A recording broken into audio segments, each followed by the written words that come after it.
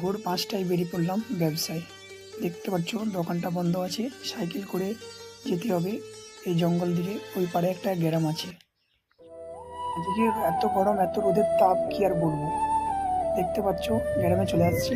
এবার এখান থেকে বাজি বাজি বাজি যাবো।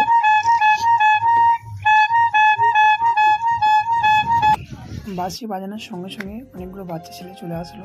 তারা আমাকে বলছে এখানে দাঁড়াও, আমরা টিন ভাঙা লোহা ভাঙা নিয়ে আসছি। তো একটা মেয়ে ছেলে দেখছো টিন ভাঙা লোহা ভাঙা নিয়ে আসছে।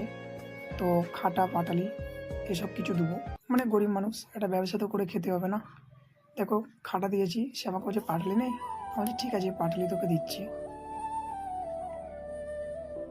পাটালি খেয়ে খেয়ে চলে যাচ্ছে, দেখো হাসি মনে খুশি মনে। এখন বাজে 1টা। আমি এবার বাড়ির দিকে রওনা দিলাম। তো সকালে দেখালাম দোকানটা বন্ধ ছিল, তার জন্য কিছু খেতে পারলাম না। তো আজকে কী আর করা যায়, পানি খেয়েই দিনটা কাটাতে হবে। তো একটু সাপোর্ট করো, পাশে থেকো, আমাদেরও স্বপ্ন আসে না।